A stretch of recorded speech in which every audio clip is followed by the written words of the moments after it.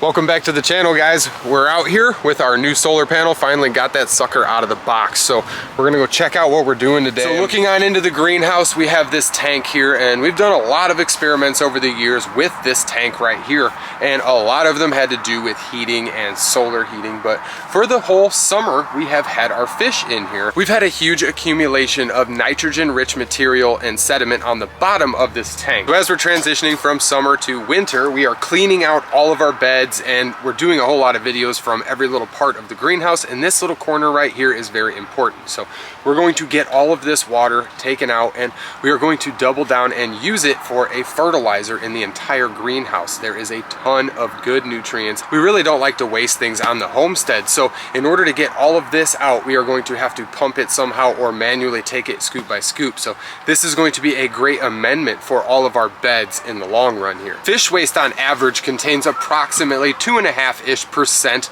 nitrogen, about 2.5% phosphorus, about 1% potassium, roughly 7% calcium, and about 1% magnesium. So that is a lot of nutrients that could be wasted if we just dump this out or reuse the water. So we want to clean this water out, clean the tank before we start heating this water, so we can get a good start on it and have a whole bunch of extra nutrients for the greenhouse. We're going to get this pumped out. I just wanted to state before we start pumping this that you can buy fish emulsion, and it can be kind of costly for the really good stuff and the pure stuff. So if you're getting all of those nutrients shipped in, it's very costly. We've got at least 100 gallons or so, 80 to 100 gallons of very rich, nutrient rich water. So I do not recommend doing it this way. I'm just temporarily hooking this together and allowing that to start pumping water, and we should have good water flow down here. So we've got good water flow. Nice green chunky water. There is chunks flowing out of there. That little pump will pump a ton of material out, so I'm not too worried about it getting clogged up or anything like that. It's flowing very well, and that's the same pumps we use for the winter time heating and stuff. I'm right now emulsing the St. John's wort that's in a pot. Still got some of our tomatillos, pineapple tomatillos, flowering strawberries still. There might be some red strawberries in here somewhere.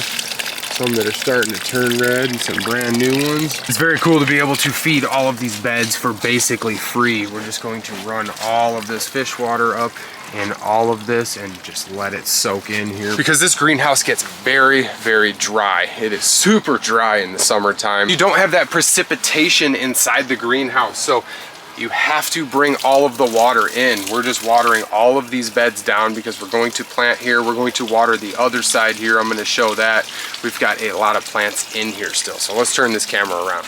So just looking down the lane here, we still have tons of peppers down on the end. We've got lots of perennial stuff. We've got rhubarb and some Swiss chard, some Ford Hook chard, and we've got lots of sorrels and stuff like that down in the corner with some strawberries tucked in there too. So we've got all these tomatoes that I'm trying to give another boost to right before it gets cold on us, and I've got lots of tomatoes, heirloom tomatoes popping, getting good sunlight in here. I was just concerned about the lack of nutrients on these tomatoes, so getting all of that fish emulsion and all of those nutrients sucked out of there is going to be a great amendment to this bed. We've even got some hot peppers down here. So this was just one quick way that we were feeding our greenhouse, and this is kind of an annual thing. We've always got tons of water features and tanks and stuff. My kids and I are always throwing fish in them, guppies, mollies, minnows, goldfish, all types of stuff, koi, and we'll throw those in there, let them grow through the summer, and then we'll bring them inside in the huge fish tank or pool in the basement, and then we'll bring them back out. We are in development of a large pond outside, a large pond inside. We're developing all types of things. Trying to find the time to actually do those things is very hard, so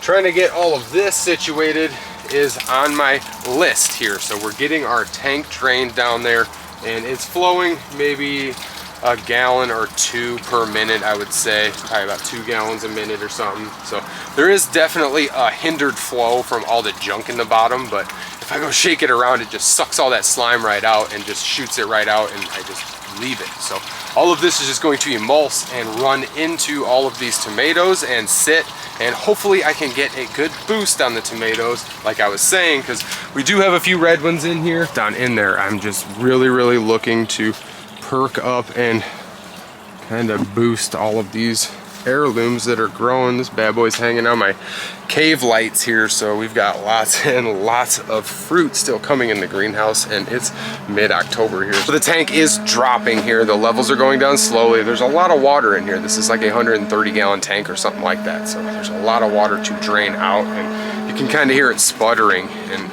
it was doing that before I started. I'm not too concerned with that because that is a dying pump, so that's why I'm using it for this purpose, and I use it for this purpose every season. So I'm trying to just use this crappy pump that's dying on me to pull all this crap literally out of the tank here and disperse it through the greenhouse. So I thought everybody would enjoy this and possibly give some people some ideas. You don't have to take your tank down if it's warm enough where you're at. You can always just siphon the poo off the bottom, and you can take that and throw it right at the base of your plants, as long as it's not too fresh, because fish poo is high in nitrogen. So all of this is very, very old, and we were able to grow a lot of plants in this and just kind of sprout plants and start plants. So this was very productive this summer, and we're hoping it's going to be productive this winter. As we go into winter here, we're going to be heating up this tank, and we're looking to grow throughout the entire winter. So hopefully everybody enjoyed this video. It was just a quick little DIY that we're always doing that we thought we would share with everyone. So thank you guys for being subscribed and checking out this video.